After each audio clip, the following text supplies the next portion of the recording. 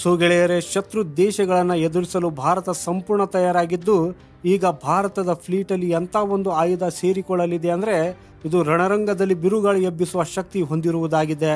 ಈ ರುದ್ರಂ-1 ಗಾಳಿಯಿಂದ ನೆಲದಲ್ಲಿ ಹೊಡೆದುರುಳಿಸುವಂತಹ ಒಂದು ಅಲ್ಟ್ರಾ ಮಾಡರ್ನ್ ಕ್ಷಿಪಣಿಯಾಗಿದ್ದು, ಇದನ್ನು ಶತ್ರುಗಳ ಗುಪ್ತ ತಂತ್ರಗಳನ್ನು ವಿಫಲಗೊಳಿಸಲು ಮಾಡಲಾಗಿದೆ.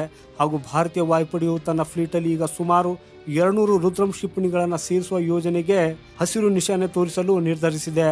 ಯುದ್ಧದ ಸಮಯದಲ್ಲಿ ದೊಡ್ಡ ಸಮಸ್ಯೆ ಏನು ಬರ್ತದೆ ಅನ್ನೋದರ ಬಗ್ಗೆ ಒಮ್ಮೆ ಯೋಚನೆ ಮಾಡಿ ನೋಡಿ. ಶತ್ರುವಿನ ಜೊತೆಗೆ ನೇರವಾಗಿ ಹೋರಾಡುವುದು ಸುಲಭ, ಆದರೆ ಅವರು ಅದೃಶ್ಯ ಕೋಟೆಯಲ್ಲಿ ಅಡಗಿಕೊಂಡ್ರೆ ಆಗ ಏನು ಮಾಡಬೇಕು? ಸೊ ಆಗ ಈ ಸಮಸ್ಯೆಗೆ ರುದ್ರಂ-1 ಪರಿಹಾರವಾಗಿದೆ. ಇದು ಶತ್ರುಗಳ ರಡಾರ್ ಸಿಸ್ಟಮ್ ಮತ್ತು ಕಮ್ಯುನಿಕೇಶನ್ ನೆಟ್ವರ್ಕ್ ಅನ್ನು ನೇರವಾಗಿ ಗುರಿಪಡಿಸುತ್ತದೆ. ಅದು ಶತ್ರುಗಳ ರಕ್ಷಾ ಕವಚವನ್ನು ಭೇದಿಸಿ ಅವುಗಳನ್ನು ನಾಶಪಡಿಸುತ್ತದೆ. ಇದರ ನಂತರ ವಾಯುಪಡೆಯ ಯುದ್ಧ ವಿಮಾನಗಳ ಕೆಲಸವು ಸುಲಭವಾಗುತ್ತದೆ ಹಾಗೂ ಯಾವುದೇ ನಿರ್ಬಂಧವಿಲ್ಲದೆ ಅವರು ನೇರವಾಗಿ ದಾಳಿ ಮಾಡಬಹುದು. ರುದ್ರಂ-1 ವಿಶೇಷತೆ ಏನಂದರೆ ಇದು ಎಲ್ಲ ಕಡೆಯಿಂದ ಶತ್ರುವನ್ನು ಸುತ್ತುವರಿಯಲು ಸಹಾಯ ಮಾಡುತ್ತದೆ. ಇದರಲ್ಲಿ ಪ್ರೈಮರಿ ಗೈಡ್ ಸಿಸ್ಟಮ್ ಮೂಲಕ on board passive homing head ಅನ್ನು ಕೊಡಲಾಗಿದೆ.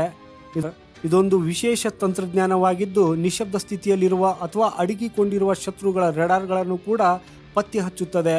ಯುದ್ಧದ ಸಮಯದಲ್ಲಿ ಇದರಿಂದಾಗಿ ಈ ರುದ್ರಂ-1 ಯಶಸ್ಸಿನ ಸಾಧ್ಯತೆಯು ಬಹಳ ಹೆಚ್ಚಾಗುತ್ತದೆ. ಈ ಹೈಟೆಕ್ ಕ್ಷಿಪಣಿ ಮೊದಲ ಬಾರಿಗೆ 2019ರಲ್ಲಿ ಗರ್ಜಿಸುತ್ತಾ ಮುಂದೆ ಬಂದಿತ್ತು. ಭಾರತೀಯ ವಾಯುಪಡೆಯ ಹಳೆಯ KS-31 ಮತ್ತು ಮಾರಣಾಂತಿಕ ಕ್ಷಿಪಣಿಗಳನ್ನು ಬದಲಿಸಲು ಇದನ್ನು ಸಿದ್ಧಪಡಿಸಲಾಗುತ್ತಿದೆ. ಅಂದರೆ ವಿದೇಶಿ ಶಸ್ತ್ರಾಸ್ತ್ರಗಳ ಮೇಲಿನ ಅವಲಂಬನೆ ಕಡಿಮೆ ಆಗಲಿದೆ ಹಾಗೂ ಸ್ವಾವಲಂಬಿ ಭಾರತದ ಅಭಿಯಾನಕ್ಕೆ ಬಲ ಸಿಗಲಿದೆ. ಮೂಲಗಳ ಪ್ರಕಾರ ಈ ಹಿಂದೆ ಸರ್ಕಾರಿ ಕಂಪನಿಗಳಾದ BDL ಮತ್ತು BEL ಈ ಕ್ಷಿಪಣಿ ತಯಾರಿಕೆಯಲ್ಲಿ ತೊಡಗಿದ್ದವು. ಆದರೆ ಈಗ ಈ ರೇಸಲ್ಲಿ ಅದಾನಿ ಡಿಫೆನ್ಸ್ ಮುಂಚೂಣಿಯಲ್ಲಿ ಬರಬಹುದು ಅನ್ನೋ ಸುದ್ದಿ ಬರ್ತಾ ಇದೆ. ಫೈನಲಿ ರುದ್ರಂ-1ಗೆ ಯಾವ ಕಂಪನಿ ಜನ್ಮ ನೀಡಲಿದೆ ಅನ್ನೋದು ಕುತೂಹಲಕಾರಿಯಾಗಿದೆ.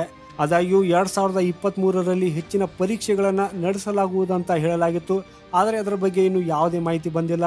ಆದರೆ ರುದ್ರಂ-1 ಭಾರತೀಯ ವಾಯುಪಡೆಯ ಶಕ್ತಿಯ ಸಂಕೇತವಾಗೋದಕ್ಕೆ ಹೋಗುತ್ತಿದೆ ಅನ್ನೋದು ಖಚಿತವಿದೆ.